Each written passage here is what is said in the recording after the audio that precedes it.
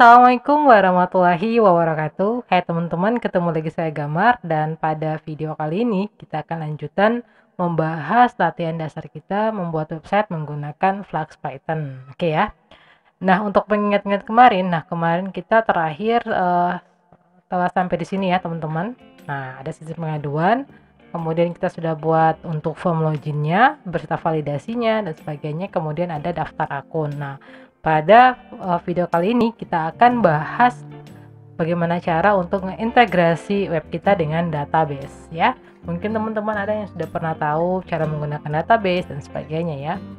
Oke, nah apa saja sih yang kita butuhkan pada latihan praktikum kita pada hari ini ya, atau pada video kali ini, yaitu yang pertama kita langsung saja di sini teman-teman bisa baca slide-nya ya. Teman-teman silakan install dua modul ini dengan versi sesuai seperti versi yang ini ya. Nah, oke, diinstal dulu dan kita akan menggunakan database SQLite. Nah, kemudian kita akan membuat dua tabel di sini kalau teman-teman sudah lihat, yaitu tabel mahasiswa dan juga tabel pengaduan ya. Karena kalau kemarin, kalau yang masih ingat, kita itu use case-nya kayak ini ya. Sebentar saya buka dulu. Oke. Sip. Nah, seperti ini.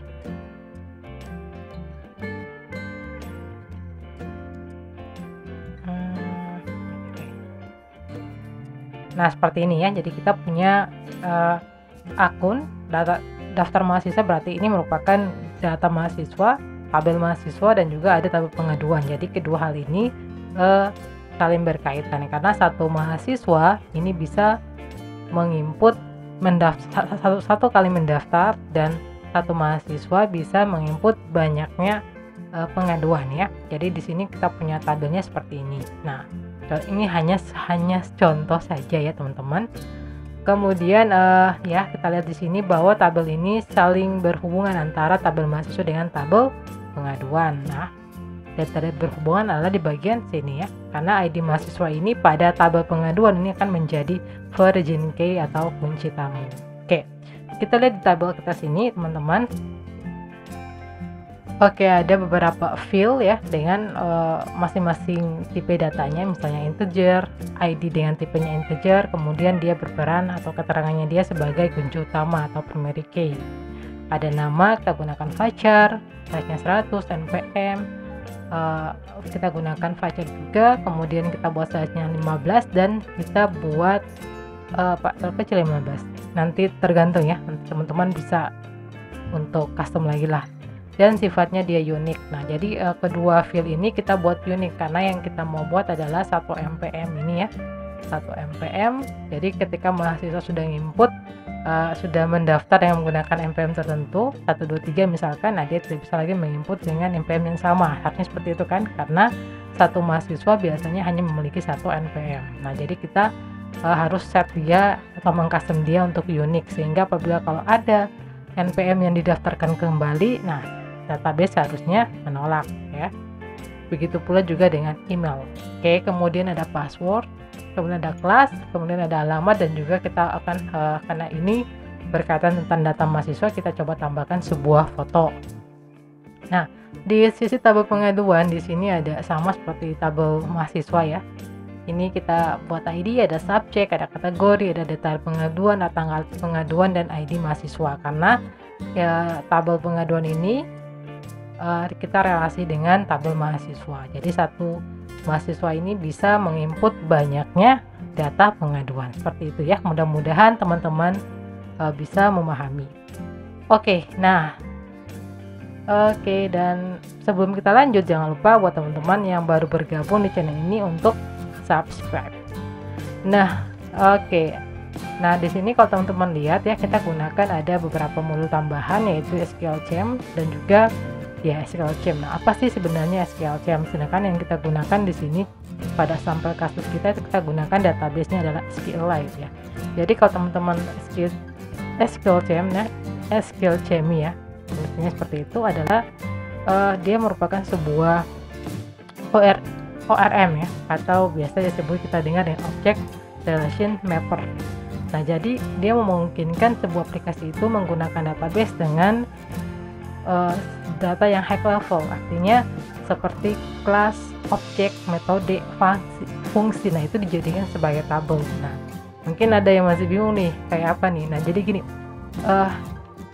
SQL Chem ini akan membantu mengconvert atau menghubungkan.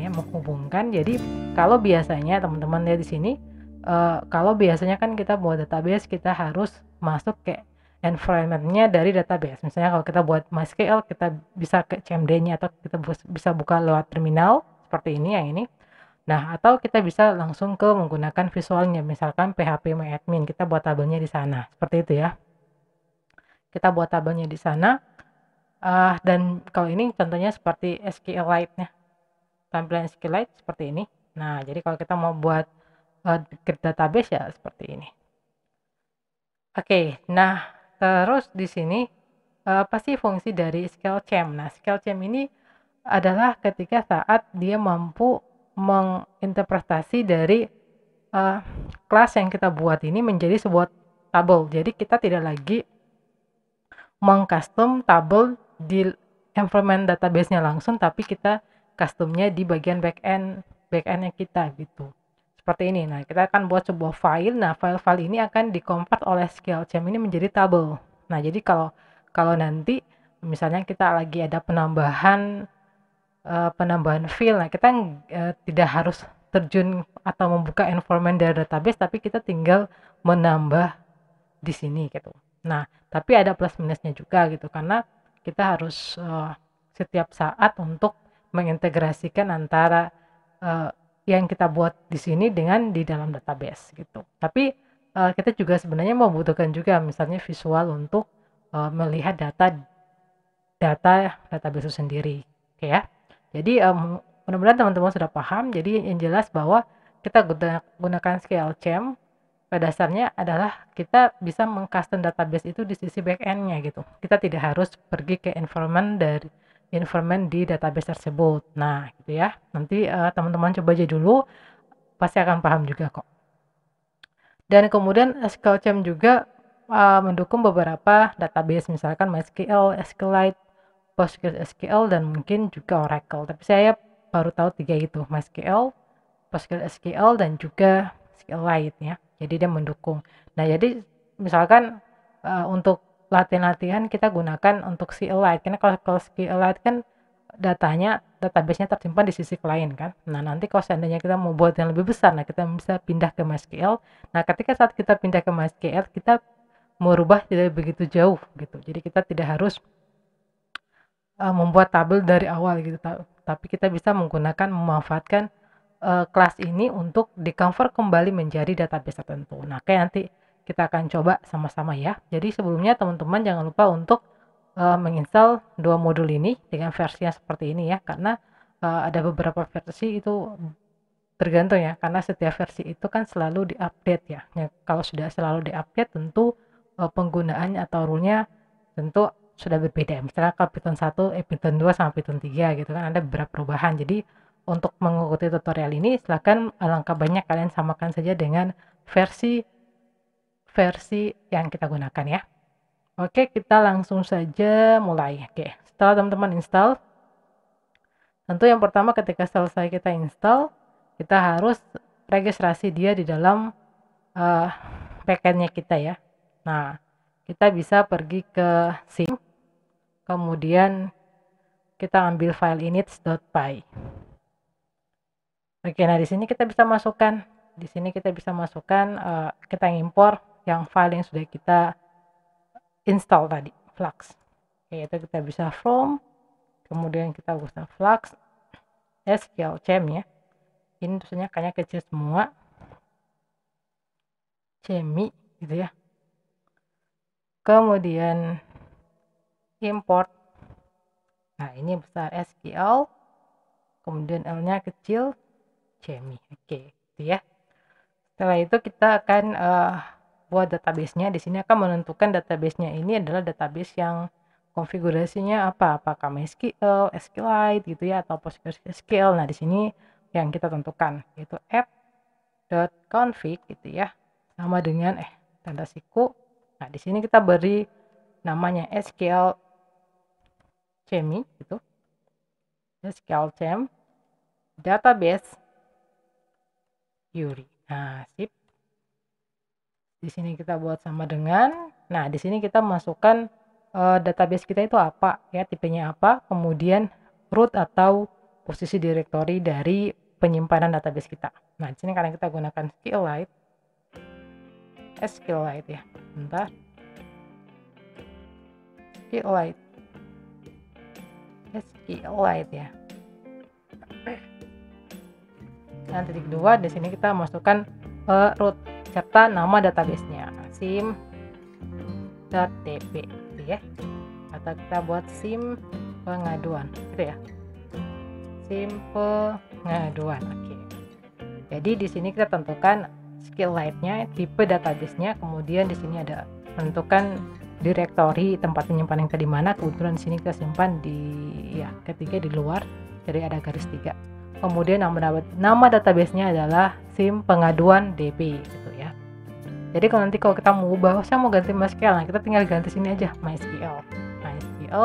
Nah, kemudian nanti di sini kita masukkan posisi root directory kita gitu. Misalnya C apa sekian gitu ya. Nanti kita akan coba di akhir. Oke, nah setelah itu kita akan tambah untuk membuat variabel menampung ini SQLChem-nya gitu, sehingga nanti kita bisa untuk membuka ya. Yang kita ambil adalah SQLChem ini kayaknya ada itu SQLChem, kemudian kita add karena dia jalannya di Flux ya, jadi semuanya harus dimasukkan app bahwa SQLChem ini akan dijalankan di Flux, di berbasis website. Oke, jika sudah kita tinggal cek lagi di sini. Nah, oke sudah. Oke, next selanjutnya itu kita buat satu modul seperti yang sudah saya katakan bahwa kita mengcustom tabel itu tidak di environment-nya database, misalnya di PHP admin dan sebagainya, tapi kita akan mengcustom dia di dalam backend sini gitu ya. Jadi kalau ada perubahannya kita tinggal ubah di bagian backend. Nah, di sini di bagian sim ini kita akan tambah satu file yang namanya models.py. Oke ya. Nah, di dalam model sini kita akan meletakkan seluruh database kita yang merupakan seluruh database yang kita bungkus dalam bentuk kelas. Oke, nah ini karena banyak ya. Nanti saya sudah buat di sini. Oke, kita tinggal ambil aja di sini. Nah, oke. Saya copy paste aja untuk ini. Yang pertama jelas kita harus import ini dulu ya, form sim. Ini. Kita harus import ini sebentar. Saya ambil ini aja semua biar nanti kita lebih cepat, kita copy aja ya karena ini tabel. Nah gitu, jadi yang pertama-tama teman-teman import dulu posisi database-nya di mana, karena tadi kan posisi database itu berada pada init di folder sim ya, maka kita akan memanggil from sim import db. Kemudian di sini kita pakai ada salah satu library dari Python yaitu DataTime untuk tentang data ya, tentang data, menampilkan data. Nah, kemudian kita buat dua kelas ya, dua tabel. Nah, dua tabel ini akan diintegrasikan atau akan dijadikan sebagai tabel. Jadi tabel gitu ya. Jadi yang pertama yaitu tabel mahasiswa. Kita buat di sini dengan nama kelas T mahasiswa, kemudian kita panggil db.models. Jadi modelnya seperti ini. Nah, ini tandanya kita telah membuat sebuah kelas yang fungsinya untuk database, gitu ya. Nah, kemudian seperti biasa ini berdasarkan ini ya, yang kita buat. Misalkan yang pertama itu adalah ada ID, kemudian db.column, kemudian dalam kurung db.integer karena tipe datanya integer. Kemudian kita aktifkan custom primary key sama dengan true ya. Kemudian untuk npm sama juga db.column, kemudian db.string karena tipe datanya adalah string, varchar ya. Dan ini kalau nanti di sini di tekannya kita ini dia string, tapi ketika di convert oleh SQLChem itu akan jadi varchar. Oke, nanti kita coba dan kita lihat hasilnya ya. Kemudian kita buat size-nya, tipe size-nya itu ukurannya adalah 15. Kita mengcustom unique sama dengan true ya, supaya nanti untuk npm ini harus unik ya. Kalau unik artinya bahwa dia hanya bisa diinput, dia tidak boleh sama gitu. Kalau sama ya dia harus tolak. Kemudian kita aktifkan custom untuk null label sama dengan false ya, kita matikan. Jadi null label ini apakah field ini atau field ini pada dalam database ini bisa kosong.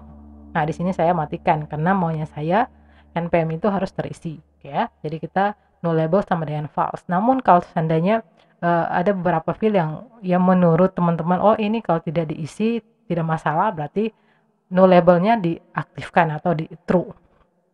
Nah kemudian ada nama juga sama seperti biasa, ini nama, kemudian kita ngambil db ini akan memanggil fungsi scale champ yang tadi, membuat kolomnya.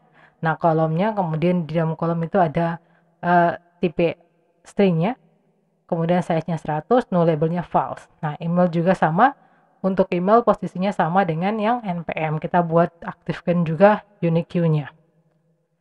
Oke, dan juga ada password, ada kelas sama seperti biasa, ada alamat dan juga ada foto. Nah ini apa sih yang di bawah sini? Oke, sebelum saya jelaskan yang ini, nah selanjutnya kita buat fungsi untuk memanggil nilai ini. Jadi ketika saat kita panggil T mahasiswa, kita bisa mengambil nilai-nilai yang ada dalam sini ya. Jadi kita return kembali mengambil nilai ya.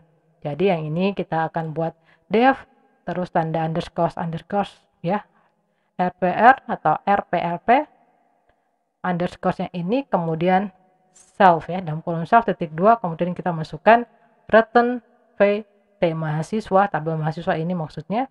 Kemudian kita memanggil self lmpm, self nama, self email sampai pada self foto. Nah jadi apa di sini nanti kalau kita mau menampilkan website ya, mau menampilkan data ini di dalam website kita, ketika kita panggil kelas T mahasiswa, yang dia return atau data yang kita bisa ambil ada data ini. Nah data ini berasal dari mana? Berasal dari sini gitu ya.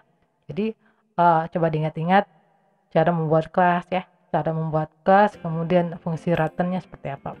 Nah ini juga berlaku sama dengan tabel pengaduan ya. Kita aktifkan ada ID, ada subject, ada kategori, ada detail post, ada tanggal post. Nah, sedangkan pada tanggal post sendiri, di sini kita gunakan db data time ya. Di sini db data time. Ini ada null label. Ini defaultnya apa ya? Defaultnya itu data time.util. Artinya ketika saat dia menampilkan ke halaman ke user, data yang ditampilkan itu adalah database saat ini, data time saat ini atau waktu saat ini. Oke, apalagi jika kita nggak input ya dia akan input data yang saat ini. Di sini kita juga mengaktifkan null labelnya false ya. Nah, oke, ini seperti yang di atas ya. Oke, dan selanjutnya relasi. Nah, kalau teman-teman lihat di sini ada relasi, ada hubungan antara tabel mahasiswa dan juga tabel pengaduan. Oke, sip, masih jalan.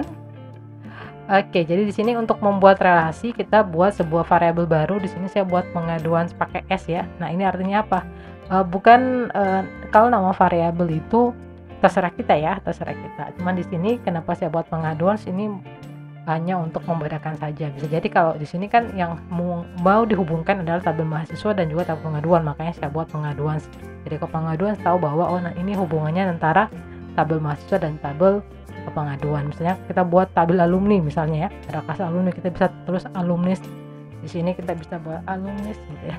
Nah ini tujuannya apa? Supaya kita tahu bahwa oh ya variabel ini alumnis ini adalah relasi dari tabel mahasiswa dan juga tabel alumni gitu ya. Jadi untuk nama variabel disesuaikan saja agar kalian mudah saja. Kalau ini menurut saya ini yang mudah ya, sehingga saya bisa tahu bahwa ini variabel ini adalah menghubungkan kedua tabel. Nah kemudian di sini karena ini saling berhubungan, kita pasang relasinya itu di bagian tabel mahasiswa ya, bukan pada tabel pengaduan, karena di dalam tabel pengaduan ini sudah ada origin key ya. Nah jadi kita pasang relasinya itu di bagian tabel mahasiswa. Jadi di sini kita buat pengaduan sama dengan db relasi, kemudian di sini t pengaduan tabel yang kita akan mau relasikan. Nah kita panggil ini sama kan ya ini. Kemudian backgraph-nya ini sama dengan tabel mahasiswa, tabel kitabnya ini. Oke, kemudian koma legi sama dengan true. Nah ini untuk relasinya. Nah nanti kalau teman-teman mau buat, oh saya mau buat ada dia mahasiswa nanti berhubungan sama alumni gitu ya, misalkan itu ya, kita buat aja seperti biasa seperti ini. Kemudian di sini kita ganti karena ini alumni gitu ya, terserah, yang penting kita bisa ingat bahwa variabel ini menghubungkan. Kemudian kita db, misalkan di sini ada T alumni ya. Oke, seperti itu ya, mudah-mudahan teman-teman yang lain bisa paham. Oke, kita hapus saja, Ctrl S.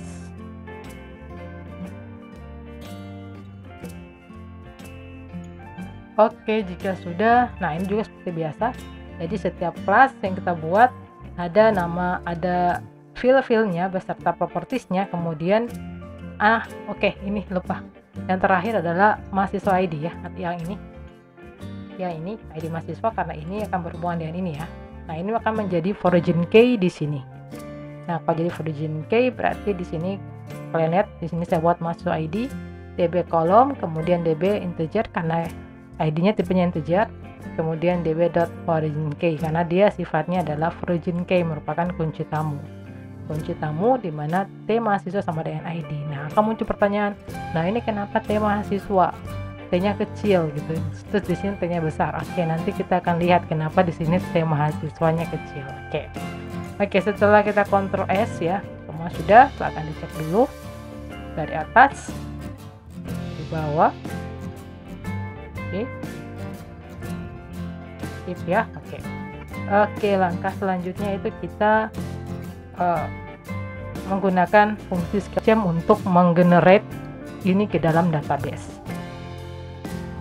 Oke, kita ke ChamD-nya dulu. Oke, kita kontrol. Oke, kita Ctrl Z dulu. Oke ya.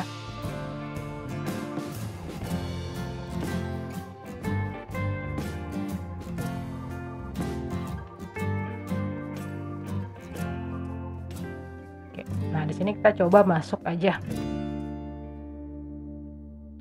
Kita coba masuk ke Python. Nah, kita mau buka fungsi dari ScaleChamp. Nah, ScaleChamp tadi itu kan tersimpan dalam di file init.db ya.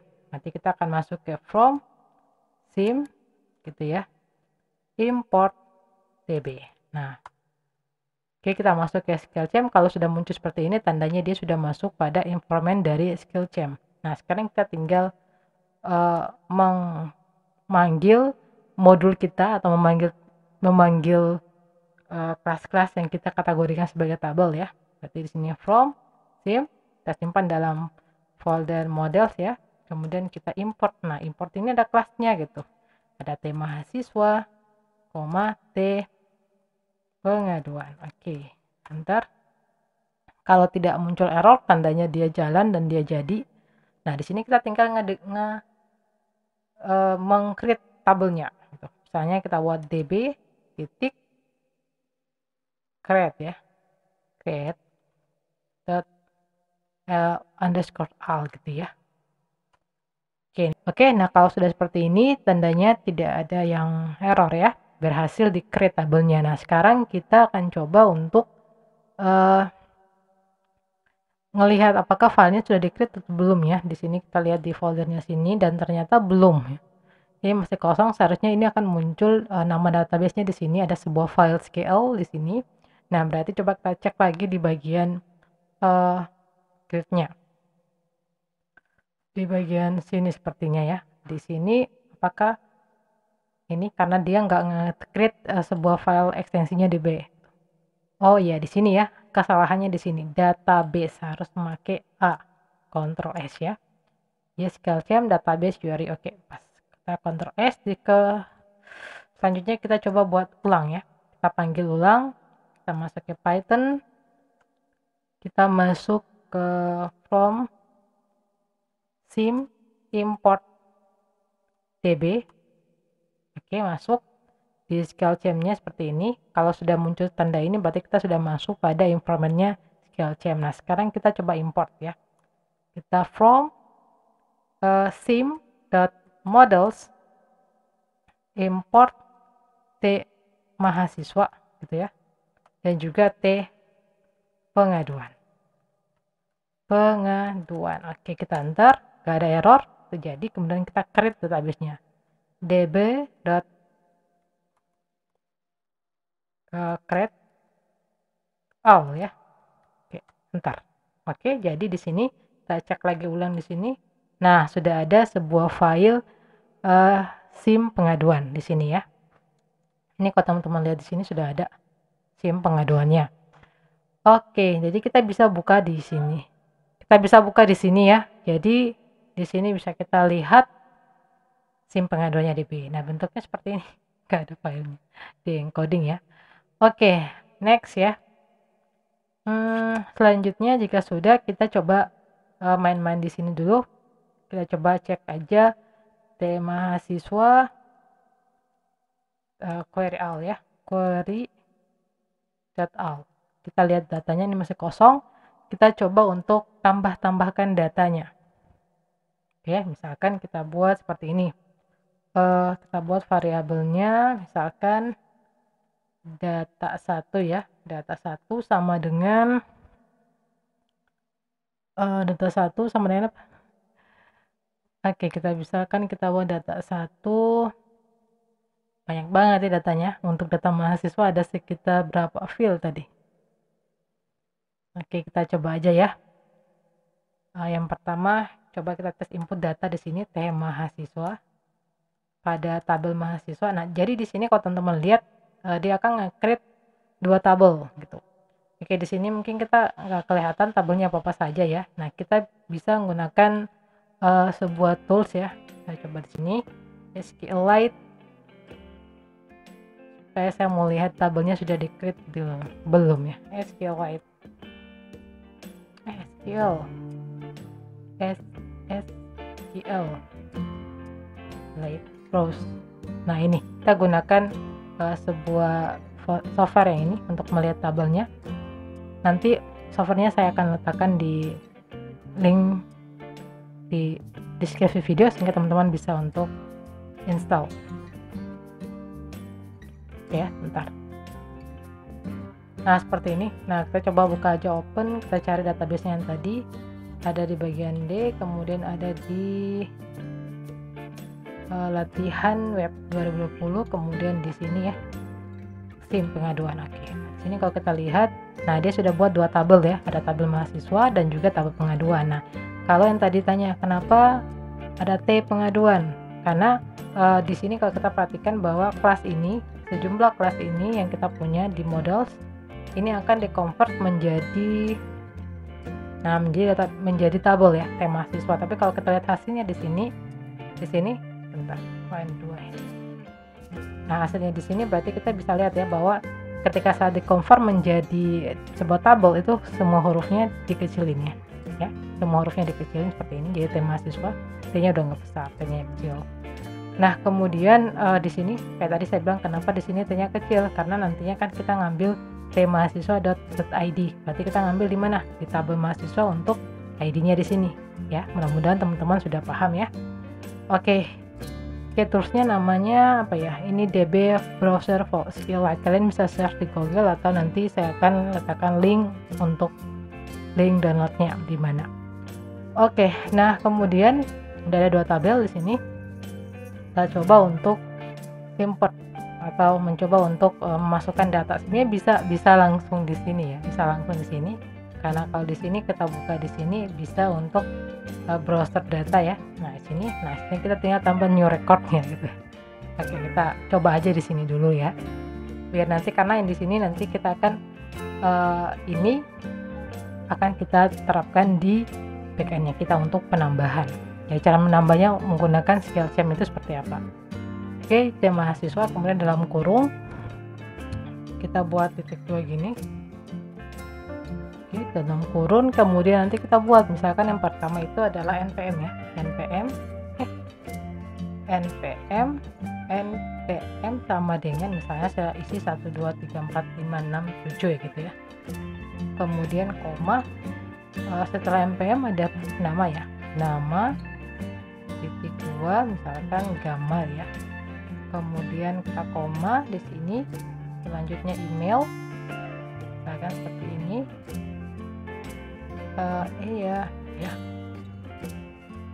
gmail.com ya. Koma, apalagi setelah email ada apa sih? Oke, ada email, ada password, kelas, dan alamat. Oke, kita buat passwordnya sama dengan 12345 gitu ya. Sip, koma, kemudian password ada kelas sama dengan misalnya kelasnya info 1, koma, ada alamat, misalkan di sini alamatnya apa ya, kampus seperti itu ya. Jadi kita coba buat sebuah variabel data 1, kemudian kita mau menyimpan data ini ke dalam tabel mahasiswa, kita tinggal manggil kelasnya di mahasiswa npm, kita masukkan angkanya 1 sama ini email dan seterusnya. Oke, setelah itu kita enter aja, enter. Nah, di sini kita db session ya, yang kita masukkan itu db.session.add ya, kita masukkan di mana, data 1. Jadi data 1 ini kita akan session dia ke dalam database, atau kita tambahkan data ini ke dalam database. Oke, kalau tidak error terjadi, kemudian kita db.session.commit. Oke, jadi kita lihat dulu di sini, kita masuk aja mahasiswa untuk melihat datanya ya, query all ya. Nah, sini sudah ada satu data, oke ya, seperti itu. Nah, jadi ini akan kita gunakan nanti di backend kita saat kita untuk menambahkan datanya, oke ya. Di sini kalau kita cek lagi di database-nya udah masuk seharusnya ya. Kita refresh, nah udah masuk satu, ya seperti ini ya, oke. Oke, nah sekarang gimana sih caranya agar kita untuk implementasi ke dalam form yang sudah kita buat sebelumnya ya. Oke, saya keluarin dulu yang ini dulu. Kita cek dulu sini Python run.py. Oke, masuk, sip. Kita coba buka di sini. Nah, sekarang gimana sih cara kita untuk implementasian tadi ya ke form kita. Oke, sekarang kita tinggal buka, kita ke sini ya, ke mahasiswa di bagian root. Oke, khususnya pada bagian login, bagian data mahasiswa untuk registrasi yang ini ya. Nah, di sini kita akan tambahkan beberapa data ya, seperti yang tadi gitu. Jadi kita akan buat sebuah fungsi. Oke, kita buat sebuah fungsi, tapi sebelumnya kita harus import dulu modulsnya yang sudah kita buat di atas ya, untuk nanti kita panggil kelasnya gitu. Nah, di sini kita panggil aja misalkan, oke, kita buat ya from sim.models, kemudian import mahasiswa ya, enggak, models langsung karena dia berada dalam folder sim ya. Import kayak tadi T mahasiswa, T pengaduan. Oke, kita Ctrl S, kemudian di bagian root data sini kita akan buat sini. Oke, misalkan apa ya? Yang pertama kayak tadi, kita buat variabel untuk menampung data ini. Yang pertama saya buat misalkan add mahasiswa gitu ya, sama dengan kayak tadi. Berarti kita masuk kemana? Ke T mahasiswa gitu ya, kayak tadi. T mahasiswa dalam kurung npm ya, npm sama dengan ini, npm sama dengan ini. Nah, ini namanya apa? Berarti namanya adalah form.npm.data gitu ya. Jadi sini form.npm.data seperti itu ya, mirip seperti yang tadi kita latihan di CMD tadi atau terminal tadi. Oke. Di sini kita harus ya, kita koma di sini. Selanjutnya apa? Nama ya. Kita hanya copy paste yang ini aja biar lebih cepat.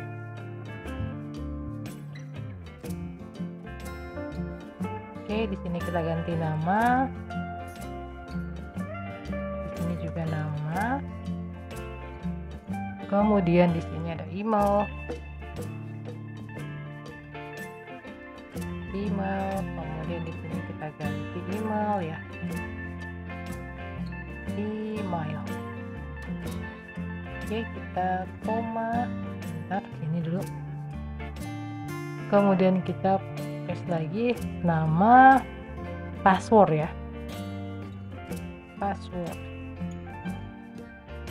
di sini, password juga,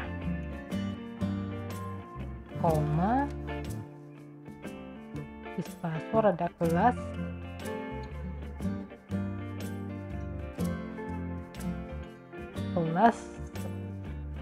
kemudian apa lagi,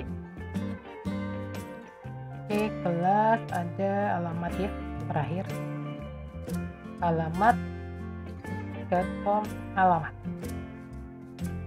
Oke, di sini kita buat titik. Oke ya, kayak tadi yang kita buat di CMD-nya ya, seperti ini. Yang mana? Yang ini ya, mirip ya.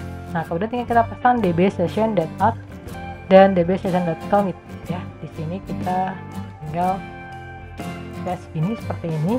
Kemudian kita db.session.add. Nah, dalam kurung kita panggil variabel add mahasiswa yang di atas. Dan kemudian di sini kita buat db.session.commit ya. Sip.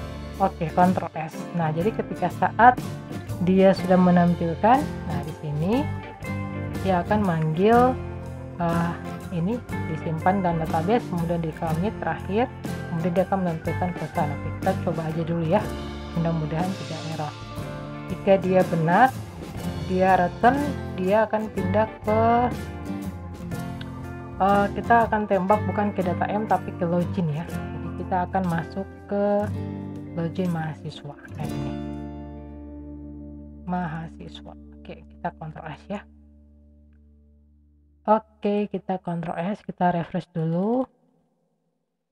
Coba ya, kita masukkan ini, nama ini, email ini, kelasnya misalkan 12345 678 info 5 gitu, alamatnya ngade, passwordnya 1234567 1234567. Oke, kita daftar. Nah, ini ada yang kurang, isname.db. Nah, db tidak terbaca ya. Nah, kenapa db tidak terbaca? Di sini teman-teman, db-nya nggak kebaca di sini. Nah, kita kan menggunakan db.session ya. Nah, di sini kita nggak kebaca di filenya root. Nah, maka kita perlu untuk import lagi db-nya ya gitu ya. Kita import lagi db-nya gitu. Jadi di sini kan db-nya tersimpan di dalam file ya, ini di dalam ini ya, di dalam sim ya. Nah, oke, jadi kita harus manggil dulu di sini from sim gitu ya, import db. Sip, kita Ctrl S, kemudian kita coba jalankan lagi. Ini masih jalan, tapi kita Ctrl Z aja, kemudian kita jalankan kembali. Oke. Sip. Nah, kita coba lagi ya, mudah-mudahan jadi. Kita refresh dulu, kita masukkan dulu ini emailnya, ini kelasnya misalkan info 5 gitu ya, alamatnya ngade, passwordnya 1234567 1234567. Kita daftar. Nah, ini sudah masuk akun 12491, berhasil daftar ya. Nah, kita cek lagi database benar nggak udah masuk. Oke, kita cek di sini aja, saya refresh. Nah, udah masuk ya data yang kedua ini. Nah, seperti itu ya teman-teman. Oke, data sudah masuk. Sip. Oke, pada video kali ini sampai di sini dulu. Nanti kita akan lanjut di video berikutnya. Apabila ada kurang, mohon dimaafkan. Dan apabila teman-teman memiliki pertanyaan tertentu, silakan di kolom komentar ya. Jangan lupa untuk dukung channel ini dengan cara subscribe, like, dan juga komen. Dan juga share pada teman-teman yang sedang membutuhkan. Oke, di akhir kata, wassalamualaikum warahmatullahi wabarakatuh.